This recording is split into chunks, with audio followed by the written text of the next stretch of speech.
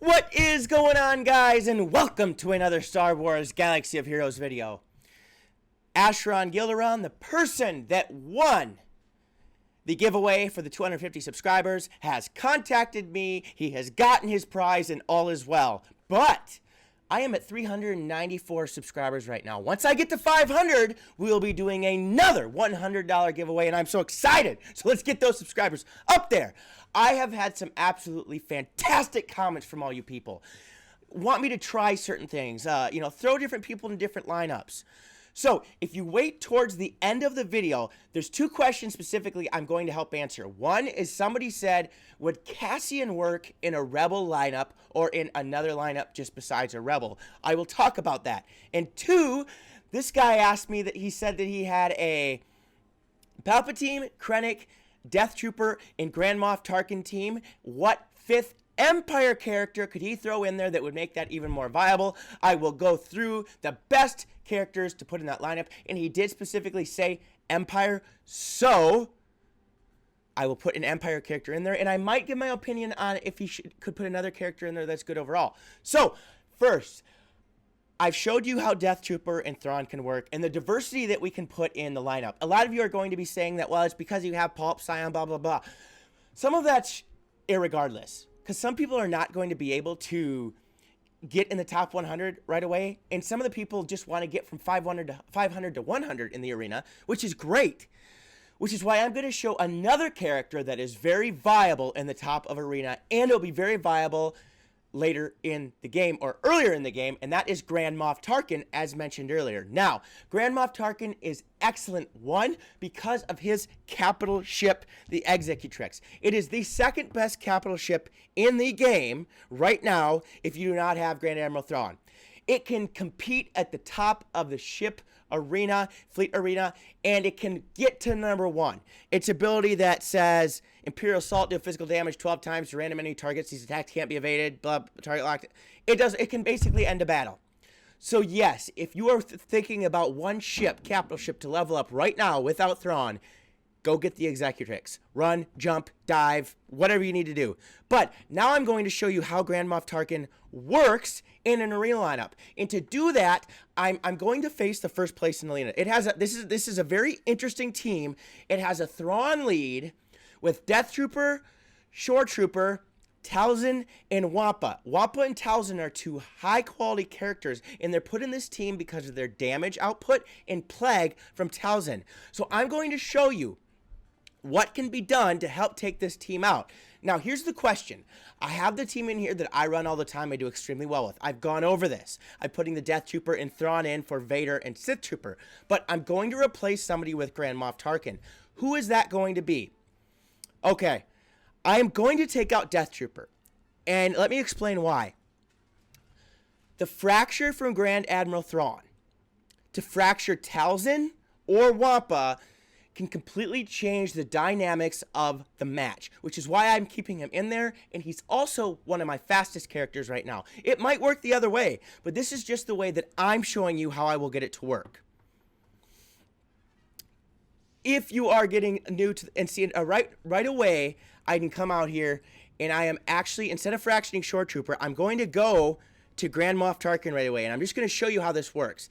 He's going to send his right here, his intimidation tactics, and he's going to put buffs, unescapable buffs on the enemies right now. And because of Palpatine's leadership, he's going to gain 100% turn meter. So, boom, okay? They have offense down, critical chance down, and now I can wipe away some of that turn meter with his secondary attack, Ultimate Firepower, that says deal special damage to all enemies with a 100% chance to remove 50% of their turn meter. This attack gains offense equal to Tarkin's potency percentage.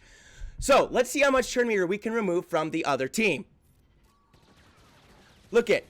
I got all of their characters reduced down to 50% turn meter. Now I can come in with Scion, and I can get Pain on everybody and start his countdown to Held by Hatred up.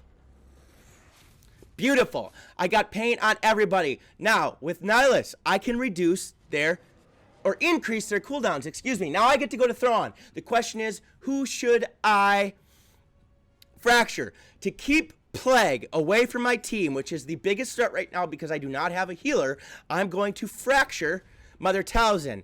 Let's get some mass stuns up by Palpatine. Would you look at that? And I'm going to slowly but surely keep hitting Wampa to get him out of the match. I do not want to have to deal with his massive amounts of damage. Okay, he's going to counterattack, but this will take him out with a basic. One of the biggest offensive threats is now off the field. I'm going to swipe at Talzin because I want to get rid of her. The other thing to remember is Death Trooper is not nearly as deadly unless you have an enemy on the field gone. Now, I get to use my debuffs again with Tarkin. Bam! Look at all that. I get to do an attack. Their damages, they cleanse with Thrawn, and that's okay. But the rest of them still have that. I'm going to give my turn meter to Nihilus. I'm going to attack her once because I just want to get to, and look, I can fracture again. I want to get to his Annihilate ability so the match is over. I get to use this again, get some turn meter down.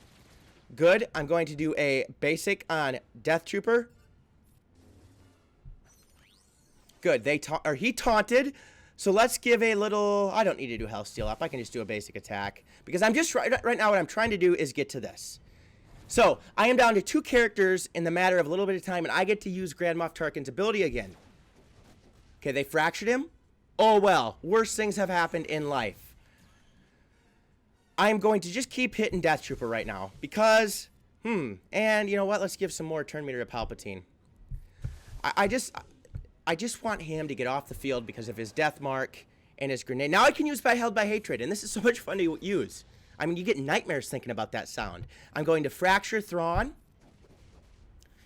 And I am going to just keep hitting Death Trooper till he goes away. Get some mass stun up. And Death Trooper can also have a lot of health. If you mod him correctly, he can become... he's not a tank, but he can be a secondary tank because he can take a lot of damage. Just keep attacking Thrawn here, and this is all that's going to happen. So I'm going to put it in auto. Now, I want to explain to you why I threw Tarkin in the lineup and why he is viable for everybody, not just the top-end arena players. And to do that, I'm going to go in to my character slot. I'm going to show you how my Tarkin is modded. He is not the most speed character in the game to have him to work, especially with the Palpatine lead. But he's good besides that. I have him at a 213 speed. That is not very fast. There's a lot of people mid-game to high game that can easily get him to 213 speed. If you are not running a Palpatine lead, I would suggest putting a little bit more potency on him than I have because of his ability to take down turn meter with his ultimate power.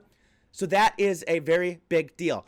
To show you how viable he is in another aspect of the game, I do not have him Zeta'd. I'm going to go in, I'm going to show you how he works in Fleet Arena. Right now, I am in 13th place or 16th place, and I'm going to face the number 13 team. All the teams at the top of Arena are good, and I'm going to take out my Thrawn. This is risky. This is very risky. And I'm going to put in Grand Moff Tarkin, and I'm going to show you how I can get this to work. The trick is getting to his ultimate firepower. So we come into battle, and first things first, I always want to try to take out their TIE Reaper as quickly as possible because of his ability to take turn meter away from my capital ship. Ooh, dang it. That's not what I wanted. That's okay. I think I'm still going to do okay because now I'm going to use his proton torpedoes, and good, he's gone. That takes away some turn meter from the enemy capital ship, and I want to give some protection to my Biggs so we can take a few more hits. I didn't get any. Biggs is gone. Worse things have happened in life. I will be okay. Oh, the Embarn TIE Fighter, an absolutely deadly, deadly character. He can take a lot of damage. Bring in my wedge, and let's do a missile attack, and let's take down him with a TIE Fighter right there. Perfect. So now, I want to whittle away at Darth Vader. Oh, my TIE Reaper went gone. That's not, I don't, now most people would say use the TIE Advance to attack the TIE Fighter right now, but I'm not going to do that. I want to take out their Vader and then keep whittling away at their First Order TIE Fighter. Okay, good. He's gone. Now I can focus on Embarring Starfighter, get some target lock on him. Okay, decent. And I'll bring in another, I'm going to bring in Boba Fett. Just keep whittling away here at their Embarring Starfighter. And take it out. Just work on taking it out. Okay, now TIE Fighter is the last person I have left. He's going to dodge and going to give his own team some turn meter here. Them bringing in the TIE Silencer instead of their Maul, who can stealth, is very advantageous for me because I'm not forced to attack TIE Fighter right now.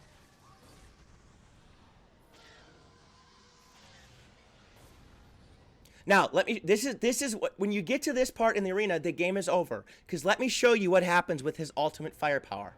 It's unevaded, they're gone, the match is over. He just competed easily at the top end of arena in the fleet arena.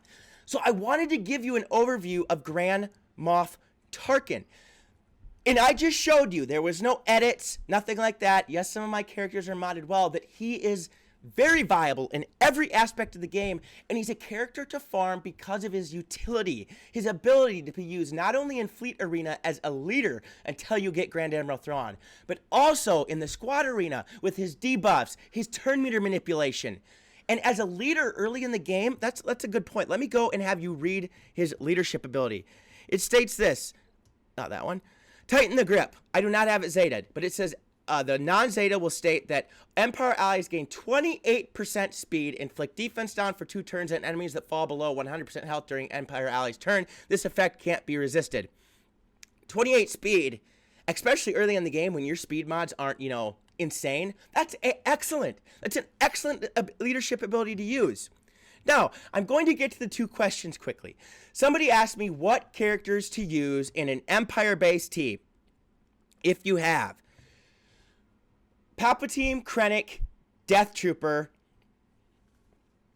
and Grand Moff Tarkin. Okay, here are my suggestions. Here's the Empire overall. And yes, I'm going to actually put together a team and show you how this works, but I wanted to make sure I modded them correctly.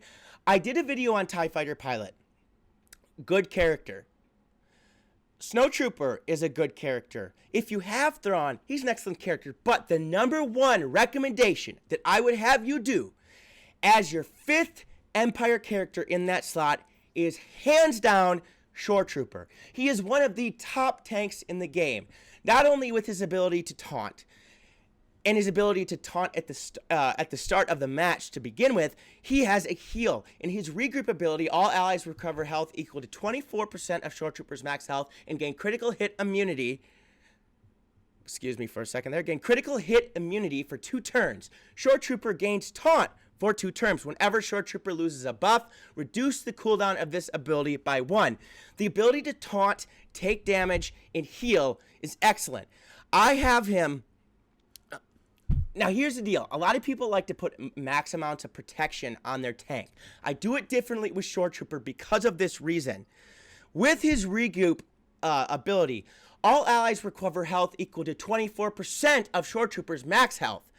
The more max health that Shore Trooper has, the more health he's going to be giving his teammates when he uses his heal ability. So I have a health on all of these, and I do run a speed set to get him a little faster because in phase 3 of the AAT, you are able to solo it if you have Shore Trooper involved in a certain lineup, and I will mention that in a later video. So if you would like to add more protection, that's fine. I just added more health because of the ability with the heal, and it worked very well for me in all ends of arena. In fact, I have used him in some teams that I was able to get first with. And now for the person that asked me about Cassian.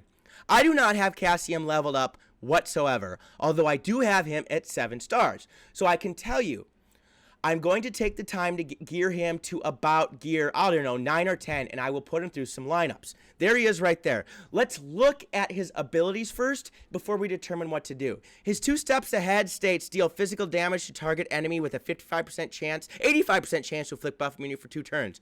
Buff immunity, like I said with TIE Fighter Pilot, it's a fantastic mechanic in the game. Now we have Shot Grenade. It says inflict ability block, defense down, healing down, offense down, and speed down once each on random enemies for 2 turns. If the primary target is Empire, expose them for 2 turns. If K2SO is present, he is called to assist. Then gain 20% turn meter for each debuffed enemy. K2SO is kind of in my book. I did a video on droids. If I put a link in the above if you want to look at that. Then I'm going to look at his Crippling Shot. Deal special damage to target enemy for each debuff present on other enemies. Inflict that debuff on the target for 1 turn. So you're giving all the debuffs from the other team to one specific enemy. And Groundwork. At the start of each encounter, all Rebel allies gain 20% protection up for 3 turns. All Rebel allies gain defense up for 3 turns. All Rebel support gain potency up for 2 turns. And all Rebel tanks gain tenacity up for 3 turns. If K2SO is present, he gains all of these buffs. So the attackers will gain defense up for 3 turns. The supports will go potency up. It's a minor leadership ability, but only specifically given to each role the characters have in the game. Now, for the person that asked me this, I would not spend your time farming Cassian unless you absolutely want to. Yes, I will get him to gear 9, and I will put him through some testing, and I will show you what we were able to do with him. But he is not... The reason that he worked so well in that team that you were facing, I'm guessing, is because they had a lot of speed on that team, and the turn meter manipulation with Jyn Erso and Commander Luke Skywalker to take away turn meter from the other team will seem like he's going every time. It's about the mechanic of the turn meter reduction. But because you asked, I will work on him. If I were going to choose another Rebel, if I were you, it would not be Cassian. You told me you did not. This person knows who he's talking about. He told me he used Chirrut, Commander Luke, I think it was Raid Han, and R2. Use Baze Malbus if possible. If you're not using Baze Malbus, use Old Ben Kenobi if possible. If you're not using Old Ben, use Chopper. If you're not using, I'm sorry, he didn't have Raid Han, he had Stormtrooper Han. So that actually makes me rethink about this a little bit because he is the tank already. So he had Chirrut, Stormtrooper Han, Commander Luke, R2. This is where, if you have Raid Han or regular Han Solo, put him in there. Just Zeta him, put him in there, and watch your rank grow. Princess Leia is a good character added with R2 because when you use your stealth with R2 and he goes faster than Leia and she uses her stealth, she'll immediately gain offense up on your stealth and can hit pretty hard. So looking at all these, if I would have to give a choice and choose right now, Lando Calrissian, Han Solo if you have him, Ezra Bridger if you have him. The reason I didn't put those in there right away because some people don't have them. Ezra is the guy to go with because of his attack damage. Ezra, Commander Luke, Ezra, R2, Stormtrooper Han, Chirrut. Go with that. If you do not have Ezra available, Commander Luke, R2, Stormtrooper Han, Chirrut, Raid Han. If you don't have Raid Han, Commander Luke, R2, Stormtrooper Han, Princess Leia. And then, if none of that is involved, and you can switch out Lando with Princess Leia if you want, I would put Lando Calrissian along with Commander Luke, R2, Stormtrooper Han, and Chirrut. So, there you go, guys. That is the video today. I hope you enjoyed it a lot. I've been working really hard. Remember that when we get to 500 subscribers, there will be another $100 giveaway. And wait till we get to 1,000. You will not believe what is coming your way. So, peace out. Watch, click the notification if you like my videos so you can get them up every time one up. Click the like button and be ready for many more videos to come. And please, in the comment section, give me what you want to see or what you want me to talk about, and I will tell you and help you out. So remember, may the Force be with you, and peace out.